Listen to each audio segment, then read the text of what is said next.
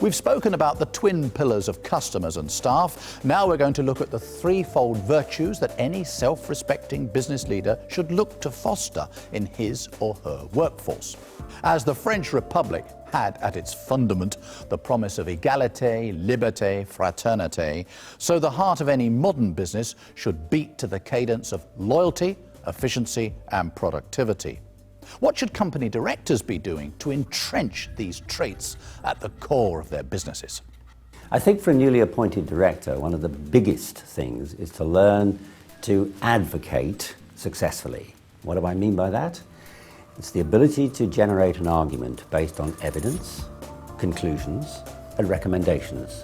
Not necessarily in that order, but you have to, as a PLC director particularly, learn to do that in a very short space of time. Because if you don't, the chairman is likely to point a finger at you and to say, you're wasting the time of the board. Please come to the point. So the skill of advocacy is fundamental to being a successful director of any business. Another example of what the challenge is for people who are taking up a PLC directorship for the first time is to learn to talk about things outside their own particular sphere. So for example, it's quite common in the work we do that we find finance directors who are very comfortable talking about the figures, but are very uncomfortable when having to talk about things outside that. So for example, talking about things in the HR community, talking about things in marketing, talking about things in the operations department, etc. But because as a PLC director, your task is to exercise your judgment constantly, you have to be comfortable crossing over a wide range of issues. I think it's the responsibility of the directors to actually work very closely with the accounts department, keep up to date. We don't just get monthly accounts and look at things monthly, we look at things almost on a daily or weekly basis to make sure that we're actually on target, make sure that money is coming in on time. And it is critical to get that right, because at the end of the day, that's what pays everybody's bills and also pays all the staff. So you have to get it done right. There are a number of key skills that directors need or leaders need in business. The first one I would say is the ability to abandon your ego, the very thing that perhaps you used your ego to drive you to the top of your organization now needs to be abandoned. Not all the time, but you need to allow other people to do the performance and for you to be able to step back, but to, if you like, create a successful performance of a group of people who are reporting directly to you.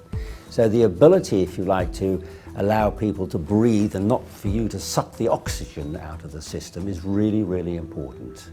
You would think that in the current times, starting up a new business perhaps isn't the wisest choice. However, government statistics suggest that there has been an overall increase in business startups from 2007 through to 2009.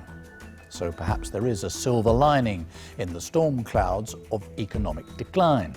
But just in case you're thinking of creating the next Virgin Enterprises, what advice do our experts have to get you on your way? There's clearly a backdrop that has a doom and gloom feel about it. I mean, it's all pervasive in terms of television, in terms of newspapers.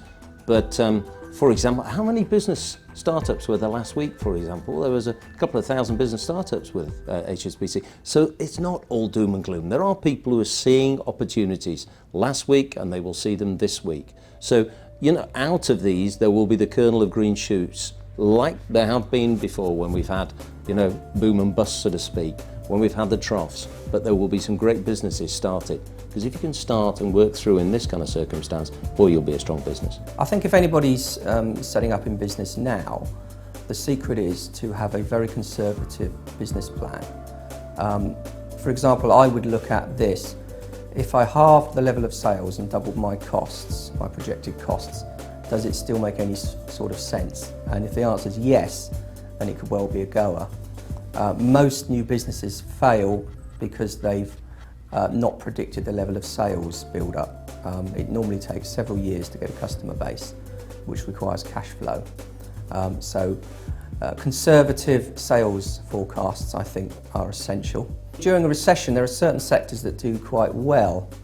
Video conferencing, for example, is one, where people are cutting back on travel. So look for sectors that do rather well in a recession. and if they do well in a recession, then you build that up for when we come out of recession. Any business, when they start up, needs to explore, identify where the intellectual property lies. And if I crudely sector the businesses into the following. If you're manufacturing, or research, you've got an idea that's actually for a product or a process, then the immediate area of intellectual property, there's patents. And the first thing you've got to bear in mind with patents is that disclosure anywhere in the world can impinge dramatically on your patent, because the first test of any patent is that of novelty. It's absolute novelty, so disclosure anywhere in the world will count against your patent. So it's crucial that you keep the how it works bit secret. You can go to anybody and say, I've got a fantastic idea that's going to make this laptop more reactive, the colour's sharper, it's going to have more memory. They're going to sit up and listen to you. That's not a disclosure as such. If you then go into and this is how it does it, then that's an enabling disclosure, and you will have shot yourself firmly in the foot with regards to getting a patent granted. So secrecy up until the point of filing is crucial. When companies are starting up for the first time, if they approach us to come and talk to them about what they need for IT, the first thing I always advise them to do is actually understand what they want to do with their own business. Almost forget about the IT. Tell me what they want to do with their business, what they want to use the IT system for, and then let us come up with some sort of plans. And that's all down to, again, it's the size of the business. If they're a one-man business, does he just want to run his accounts on it, or does he want to run systems that actually will help him manage his business?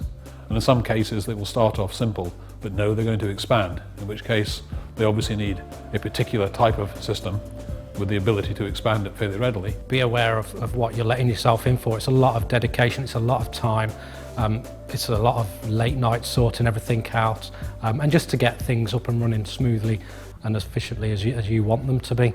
So if you can put in that time, then go for it.